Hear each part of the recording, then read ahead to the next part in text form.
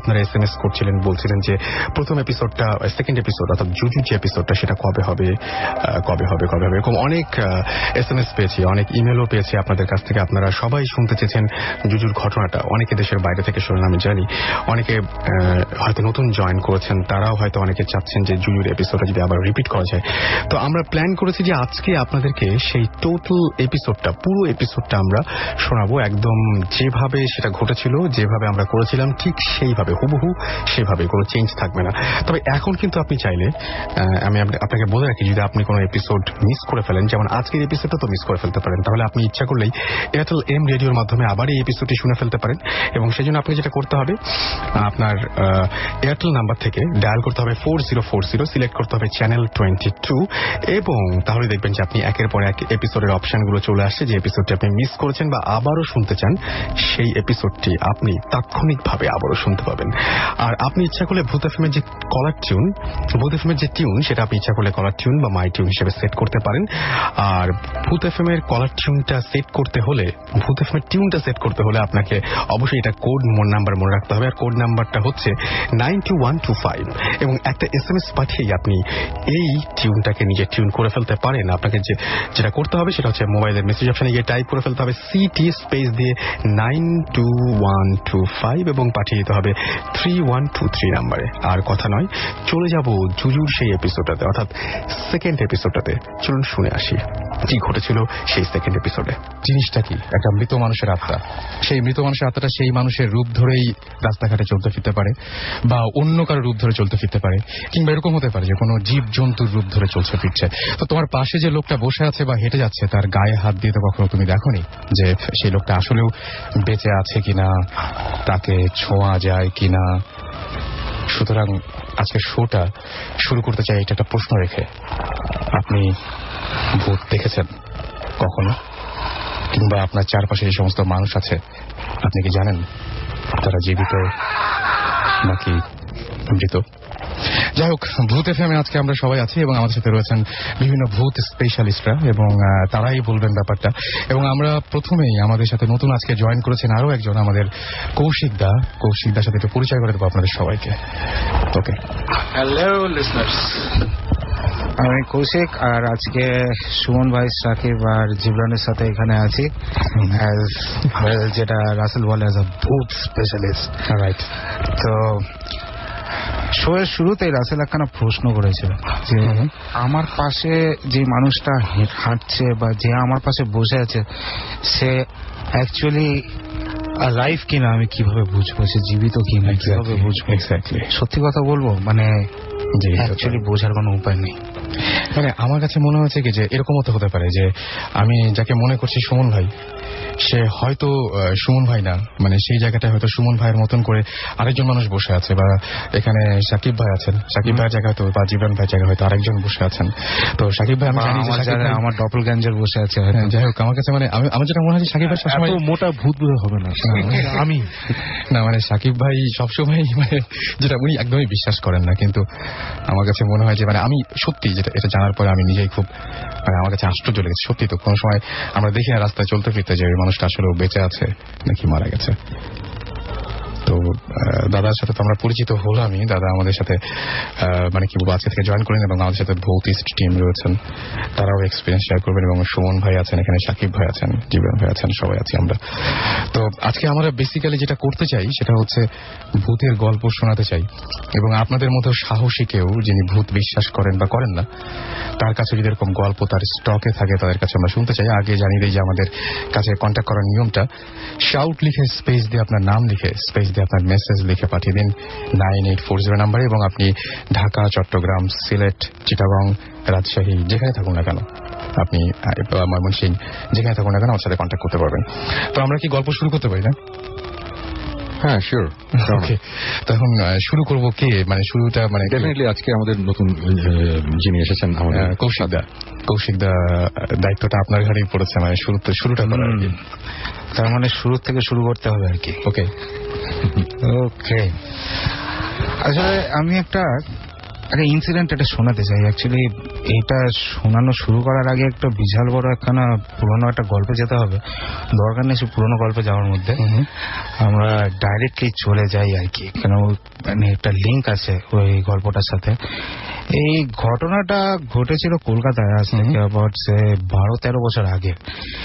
তখন প্রথমবার মানে আমি তো আগে একদম কমপ্লিটলি যাকে বলে এথিস্ট ছিলাম। হ্যাঁ, আর যেরকম আমার বয়সী সবাই যারা তখন ওখানে ইউনিভার্সিটিতে পড়ে তারা সবাই কোনো না কোনো সময় একটু কমিউনিজম নিয়ে ডাবল করে, তাই জন্য যা হয় আর কি, communism is equal to atheism equal to all sorts of disbelieving everything that happens. তো সেই সময় ভূত যাই হোক মানে anything which is suppose to be paranormal সেটাকে তো বিশ্বাস করতাম না আর কি। রাইট। তারপরে একবার একটা ঘটনা ঘটলো আমাদের ইউনিভার্সিটি বিল্ডিং এ, যেখান থেকে বিশ্বাসটা আস্তে আস্তে করে একটুখানি তৈরি হওয়া শুরু হলো। ওটা কোনো এক সময় কিছুক্ষণ পরে হয়তো বলবো, কিন্তু যেটা বলতে চাচ্ছিলাম কি যে এই ইউনিভার্সিটিতে ভূত ধরা পড়ার পর এবং একখানা রিচুয়াল করার পর একদম পাশে নেইবারহুডে এক ভদ্রলোক উনি আমাদের সাথে কন্ট্যাক্ট করলেন একবার যে ভাই আমি জানি না কি করতে হবে, জানি না কি করা যাবে, তো একটা জিনিস আছে একটুখানি শুনবেন কি? তো আমরা গেলাম। ইনফ্যাক্ট আমি এবং আমার এক বন্ধুর বাবা আমরা দুজন ছিলাম ওখানে। উনি পেশায় উকিল, আবার একটু তান্ত্রিকও ছিলেন আর কি। হ্যাঁ, তো আমরা দুজন গেছিলাম ওখানে। তো বেসিক্যালি আমি গল্পটা বলি আর কি। যিনি আমাদেরকে নিয়ে গেছেন উনি হচ্ছেন বড় ভাই, এবং এই জিনিসটা ঘটেছে ওনার ছোট ভাইয়ের সাথে। ছোট ভাই বেসিক্যালি উনি একটা টি এস্টেটে, ওটা আলিপুর দুয়ারে। আলিপুর দুয়ার হচ্ছে আপনার নর্থ বেঙ্গলে একদম, অ্যান্ড ওইটার সামনে মানে ওটাকে দুয়ার ইয়ানি কি বুঝছেন তো, ওটা gate, it is basically the gate to the Himalayas. And সামনে হচ্ছে গিয়ে আপনার মাউন্টেন্স আছে, তারপরে নদী আছে, অ্যান্ড প্রচুর প্রচুর টি এস্টেট। এই ভদ্রলোক উনি তুরতুরিয়া বলে একটা টি এস্টেটের অ্যাসিস্ট্যান্ট ম্যানেজার ছিলেন। বিয়ে হয়েছে বছর 2-1 ধরে নেন, আর একটা ছোট বাচ্চা আছে অ্যাবাউট 6-7 months old। হ্যাঁ, এবং এরা সবাই মানে উনি যেটা করলেন আর কি, এবং ফ্যামিলি নিয়ে টি গার্ডেন্সে গেছেন। টি গার্ডেন্সে তো বেশ ভালোই মানে থাকার খাওয়ার বন্দোবস্ত সবকিছু থাকে, মানে স্প্লেন্ডেড ইনডিড। তো এখন ভদ্রমহিলা ওখানে গেলেন, গিয়ে তো দেখেন যে টি এস্টেটের যে অফিসটা আছে তার মধ্যে প্রচুর মুখোশ আছে, বিভিন্ন সুন্দর সুন্দর মুখোশ। হ্যাঁ, এবং যেটা হয় আর কি যে ওখানকার কালচার একটু ভুটানিজ কালচারের সাথে কিছু মেলে, এই মুখোশ কালচারটা ওখানে ভীষণ আছে। আর ভদ্রমহিলার একটা মুখোশ পছন্দ হয়ে যায়, কোন এক অপদেবতার মুখোশ, ঠিক আছে, মুখোশ পছন্দ হয়। সে বলে এই মুখোশ আমি বাসায় নিয়ে যাবো, বাসায় নিয়ে গিয়ে আমি মুখোশটা লাগাবো। আর তখনই গোর্খা যে থাকে সে বলে নেই নেই ম্যাডাম জি এ তো নেই লেকে জানা হয়, অপদেবতা হয়, আগে খা যায়গা, এই করেগা ওই করেগা, অনেক কিছু বলেছে। কিন্তু ভদ্রমহিলা আর কি শোনেনি ব্যাপারটা। উনি যেটা করলেন, উনি একদম ডাইরেক্ট মুখোশ নিয়ে বাসার মধ্যে একদম পুরো লাগা টাকা দিচ্ছেন। তো এইবার যা হয় আর কি, ছোট্ট বাচ্চাকে দুপুরবেলা খাওয়াচ্ছেন, বাচ্চা তো খাইতে চায় না as usual, every little child around. এবং সে বাচ্চাকে বলে দেখো এক্ষুনি খেয়ে নাও, নাহলে কিন্তু জুজু আসবে। ওকে, খুব ভালো কথা। ঠিক সেই মুহূর্তে নাকি বাতাস আসলো, ওকে, এবং একটা ভয়েস ওনার কানের কাছে বলল যে জুজু আসবে, জুজু আসবে। ভদ্রমহিলা এবার কিন্তু ভয় পেয়েছেন, মানে মহিলাকে কেউ একজন বলছেন যে জুজু আসবে, জুজু আসবে, ঠিক আছে। উনি কিন্তু এখন একটু ভয় পেয়েছেন স্লাইটলি। পরের দিন আবার দুপুরবেলা সেম ঘটনা, বাচ্চা খাচ্ছে না, বাচ্চাকে খাওয়ানোর জন্য সে জোর জবরদস্তি করছে, এবং আবার সে বলে এক্ষুনি বলছি খেয়ে নাও, নাহলে কিন্তু জুজু আসবে। এবার আবার সেম জিনিস, ভয়েসটা আরেকটু নাকি জোরালো, তখন আরেকটু বেশি অডিবল। সে বলে যে জুজু আসবে, জুজু আসবে। এবার ভদ্রমহিলা বেশ ভয় পান। উনি বিকেলবেলা ওনার হাজবেন্ড আসতে উনি ইমিডিয়েটলি বলে দেখো আমরা এখানে থাকতে চাই না, আমি অ্যাটলিস্ট এখানে থাকতে চাই না, বিকজ এই জায়গাটা শিওরলি হন্টেড, কিছু একটা ঘটনা ঘটেছে। বলে কি হয়েছে তোমার সাথে আমাকে বলো, হাজবেন্ড বলেছে। তো সে বলে যে ওকে দেখো বাচ্চা খাচ্ছিল না, তো ওই সময় আমি বললাম যে এক্ষুনি খেয়ে নাও, না হলে কিন্তু জুজু আসবে। ঠিক সেই সময় নাকি অ্যাপারেন্টলি বেশ জোরে ভয়েসটা বলে ওঠে, জুজু খাচ্ছে, জুজু খাচ্ছে। আচ্ছা।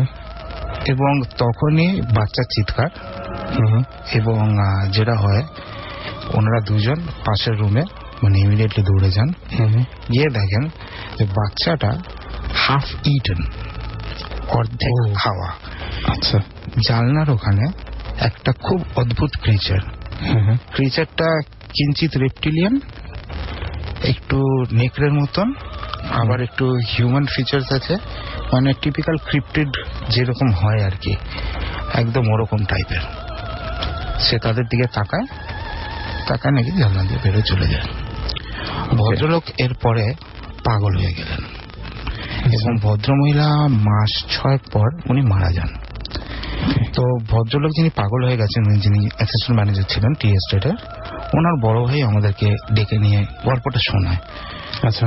এবং সাথে সাথে আমরা যে জিনিসটা দেখি সেটা হচ্ছে গিয়ে জুজুর ছবি।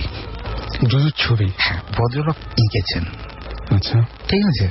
না হলে আমি বললাম কিভাবে যে এটা একটু কিঞ্চিত রেপটিলিয়ান, কিঞ্চিত নেকড়ের মতন, আবার একটু হিউম্যান টাইপের, মানে একটা আনকরা হাত ছবি আঁকলে যেরকম হয় আর কি, একটা ছবি আঁকা। ভদ্রলোক একটু পাগলাটি গোছের টাইপের আর কি। তো কাকু যিনি ছিলেন আমার সাথে, উনি যিনি উকিলান তান্ত্রিক কম্বাইন্ড ছিলেন, উনি বললেন যে একটু এটা নিয়ে ইনভেস্টিগেশন করা যাক। উনি যে কথাটা বলেছিলেন যে দেখো আমার যেটা মনে হয় যে এটা কোনো ভূত না, this is not a spirit, this is not a ghost, but this is something called a lesser demon, মানে something which comes from a different creature, যেটা একটা অন্য প্লেনের থেকে আসে। আমরা একটা প্লেনে থাকি, কিন্তু at the same time আমাদের সাথে সাথে হয়তো মানে আরেকটা প্লেনে অন্য কোনো ক্রিচাররা হয়তো বসবাস করে। উনি যে কথাটা অ্যাকচুয়ালি ইউজ করেছিলেন সেটা হচ্ছে গিয়ে লেসার ডিমন, মানে যদি এটাকে ট্রান্সলেট করা হয় ইট উইল বি লাইক ছোট্ট শয়তান টাইপের কিছু একখানা আর কি। এরা নাকি মাঝে মধ্যেই আমাদের মধ্যে ঢুকে পড়ে, আসে, আমাদের রূপ নিতে পারে, ইনভিজিবল থাকতে পারে, নিজেদের অরিজিনাল রূপে ফেরত চলে যেতে পারে। তো তার যে আইডিয়াটা ছিল যে এই তুরতুরিয়া টি এস্টেটের চারিপাশে এইসব জায়গাতে এ ঘুরে বেড়াচ্ছে, হি ইজ দেয়ার। এবং হয়তো এই মাঝে মধ্যে ওখানে প্রচুর না এই চিতাবাঘ বাচ্চা খেয়ে ফেলেছে, চিতাবাঘ বাচ্চা মেরে ফেলেছে, এই জিনিসপত্রগুলো ভীষণ থাকতো, মানুষকে অ্যাটাক করছে, সবকিছু কেউ কোনোদিন দেখেনি আর কি। আচ্ছা। তো আমরাও তুরতুরিয়া টি এস্টেটে গেছিলাম, মানে ওটা আসলে চিতাবাঘ কিনা বা এরকম এটা কেউ জানে না।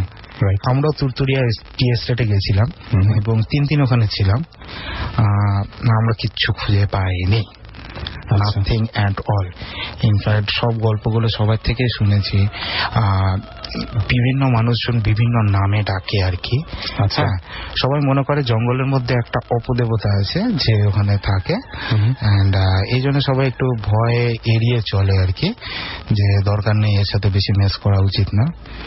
তবে কাহিনী আমি সাকিব ভাইয়ের নিশ্চয়ই কিছু বলার আছে। আই থিংক ভূতিসটা আমাদের একটা নাটক বানাচ্ছে। ওকে, বাট ইনভেস্টিগেশন কিভাবে আমি যাই না। I love the story, but let me tell you one more thing, গল্পটা কিন্তু এখনো শেষ হয়নি। আচ্ছা। ওম শান্তি ওমে শাহরুখ খান যেরকম বলেছিল কি হে হে হে দোস্ত কাহানি অভি তক খতম নেই হুই। 12 বছর না, প্রায় 10 বছর কেটে গেছে। স্টোরিটা স্টোরি আকারে মানুষজনকে, বিভিন্ন মানুষকে মাঝে মধ্যে শোনায় যে যেন এরকম একখানা ঘটনা ঘটেছিল, এরকম একটা ঘটনা ঘটেছিল। কি ঠিক তখনই একদিন হঠাৎ আমার এক বন্ধু আমাকে রাত্রিবেলা ফোন দেয়, ও নিকেতনে থাকে। আচ্ছা, ঢাকা নিকেতনে। আচ্ছা। এবং নিকেতনে থাকে, ও আমাকে বলে যে তো তাড়াতাড়ি একটু আয়, আমার ছেলে বাম্বোর ছবি এঁকেছে। বাম্বো বেসিক্যালি ওর ছেলের ইমাজিনারি প্লেমেট। ওকে, বাচ্চারা অনেক সময় ইমাজিনারি প্লেমেট দিয়ে খেলে, তো সেরকম ইমাজিনারি প্লেমেট আর কি। মজার জিনিসটা হচ্ছে আমি ছবিটা দেখতে গেছিলাম। আচ্ছা। আনক্যানি রিজেম্বলেন্স টু জুজু, মানে ওই ঘটনাটা ঘটেছে এক জায়গায়, এটা ঢাকার নিকেতন, এবং ছবিটা মিলে গেছে একদম। তো থিওরি আর কি, জাস্ট থিওরি, অবভিয়াসলি এটার কোনো প্রুফ নেই, কারণ কোনো ইনভেস্টিগেশনই ওরকম নেই, তো প্রুফ কিভাবে থাকবে? এন্ড দ্যাট ইজ মেবি যেগুলোকে আমরা পল্টারজাইস্ট অ্যাক্টিভিটিস বলি, যে থাকে না কিছু খুনে ভূত, খারাপ ভূত, হ্যাঁ, যারা মানে ক্ষতি করে, হয়তো এরা আত্মা বা ভূত না, maybe they are different creatures from different places. I think it's worth the investigation. কি বলেন ওয়েল শাকিব, আমরা কিন্তু এতক্ষণ চুপ করেছিলাম, আমরা কিছু জিনিস বলি নেই, বলে দেব। আচ্ছা, ওয়েল ওকে, একটা জিনিস বলি। ঘটনাটা হচ্ছে প্রায় 3 বছর আগে। আচ্ছা, একদিন কফি 11-এ আমি আর কৌশিকদা বসে ভূতের গল্প করছিলাম, তখন আপনি আমাকে এই গল্পটা বলেছিলেন, রাইট? একেবারে এই গল্পটা, এবং গল্পটা আমার কাছে খুব ভালো লেগেছিল। আচ্ছা, এবং আজকে একটা বোম ফুটাই, এই সেম সিমিলার স্টোরি, এটা তো একটা মিথ টাইপের, অনেকে অনেক কথা বলে, রাইট? এরকম একটা সিমিলার স্টোরি বাংলাদেশের সিলেটের এবং ইন্ডিয়ার বর্ডারে জুরির দিকে হয়েছে, এবং আমি বুঝতে পারছি যে কেন সিমিলারিটিটা আপনি লক্ষ্য করছেন। সিমিলারিটি স্টেট রিজন, ভয়ঙ্কর সিমিলারিটি, এবং ব্যাপারটা হচ্ছে যে এই আমার কাছে আজকে আরেকটা জিনিস খুব ইন্টারেস্টিং লাগলো, যে নিকেতনে মানে ঢাকায় একটা ছেলে বসে ছবিটা আঁকছে। মানে প্রথমে যখন আমরা এই স্টোরিটা শুনেছিলাম, শুনে আমার কাছে খুব ভালো লেগেছিল। তখনও এটা প্রায় 3 বছর না, আরো আগে হবে, 4-5 বছর আগে হবে। ওই যে বাংলাদেশের যখন ইয়ে করছিলাম আমরা, তখন ওই সময়কার কথা, অনেক আগের কথা। তারপরে তখন আমাদের ওই ভৌতিক টিমও হয়নি, সো এগুলো কিছু হয়নি। কিন্তু গল্পটা আমার কাছে খুব ভালো লেগেছিল। তারপরে আমি এই গল্পটা আরেকজনকে বলি, এবং যাকে বলি তার বাড়ি সিলেট, এবং সে তখন আমাকে বললো যে আমি তো এরকম একটা ঘটনা শুনেছি, এবং আমি বললাম এটা কোথায়? ইন্ডিয়া? বললো যে ওই আশেপাশেই। আমার আশেপাশে মানে কি? বললো যে বর্ডারের দিকে, মানে ওই সাইডেও এই সাইডেও। এবং আমি কিছু ডিলিং করার পরে কিছু ইনফরমেশন পেলাম, পাওয়ার পর তারপরে যখন এই ভতিস নিয়ে যখন আমরা কাজ শুরু করলাম, একদিন এই সাকিব জিব্রানকে বললাম, সাকিব একটাকে যেই কারণে বললো যে আমরা একটা এপিসোড করলে কেমন হয়।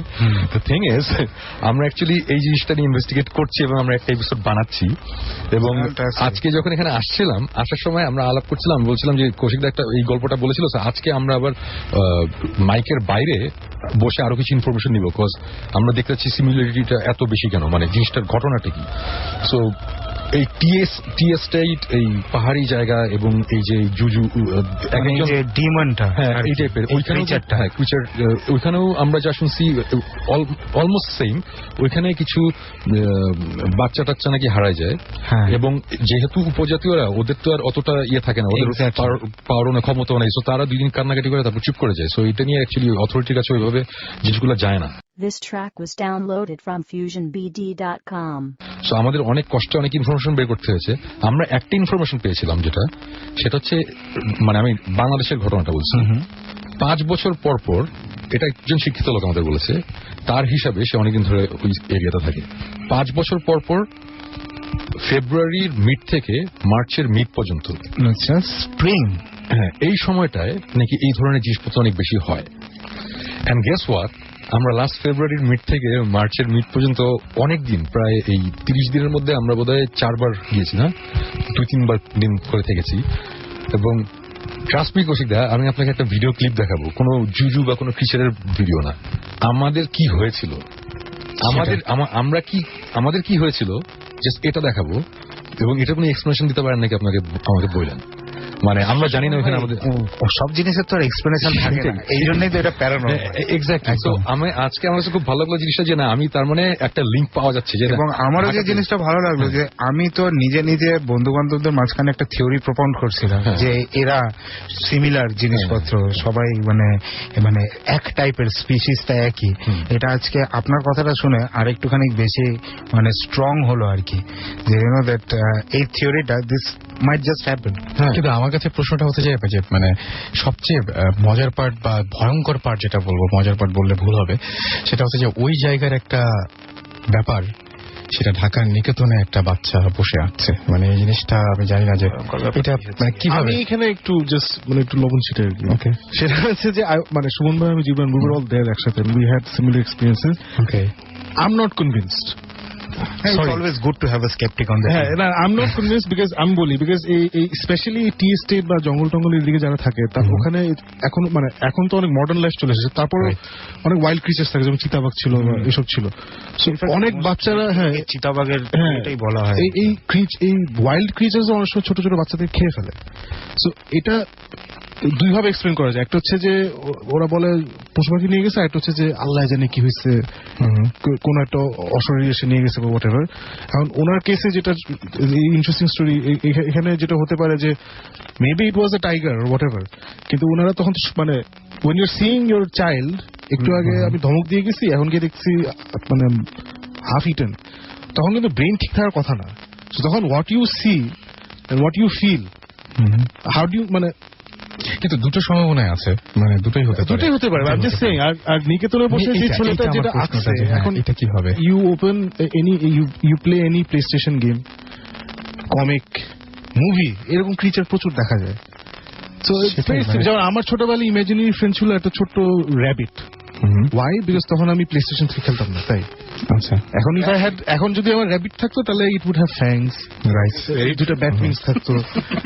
তখন আমি এগুলো দেখি নাই, সো আমার ছোট ইমাজিনারি র্যাবিট। সো এরকম আর কি। এনিওয়ে জাস্ট ওকে, আচ্ছা এদিকে আমি একটা কৌশিক একটা জিনিস ক্লিয়ার করি। আমাদের যে ভৌতশ্রী যে টিম, আমরা ছিল 4 জনের টিম, আমরা 3 জন থাকি, আরেকটা মেয়ে থাকে, ও রিসার্চ করে, মেনলি সাইটে খুব কম যায়, 2-1 বার গিয়েছে। আমাদের 3 জনের মধ্যে জীবন পুরোপুরি ভাবে বিলিভার, সবকিছু বিলিভ করে। আমি হচ্ছে সামওয়্যার ইন বিটুইন, আমি করতে চাই, আই ওয়ান্ট টু বিলিভ। আর সাকিব কোন অবস্থাতে কোনো কিছু বিলিভ করে না। এটা ভালো টিম, এবং হ্যাঁ এই জন্য দরকার, এক্স্যাক্টলি এই জন্য টিমটা ভালো, এই কারণে অনেক সময় আমরা অনেক কিছু দেখে হয়তো বলি যে না এটা নিশ্চয়ই একটা কিছু, তখন সাকিব এরকম একটা কথা বলে, তখন বলে যাচ্ছে সরি ভুল হয়েছে। আচ্ছা, উইন্ড করিডোর, কৌশিকদার যে উইন্ড করিডোর ব্যাপারটা আমাদের এটা হয়েছিল মনে আছে? আমাদের এটা হয়েছিল, ইট ওয়াজ সাডেনলি ভেরি কোল্ড। এসে শুনবে তখন বলছে আচ্ছা এই জীবনের প্রথম ঠান্ডা লাগছে, কখনো ইউজুয়ালি তো গরম হয়, ওনার এসব এক্সপিরিয়েন্স আছে।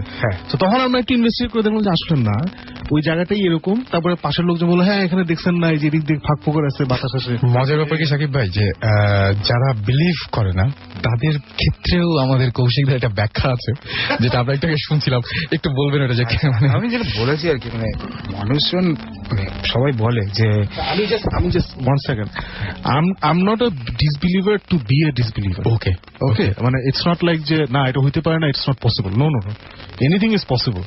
আমার কথা হচ্ছে লেটস ইনভেস্টিগেট, লেটস স্টাডি।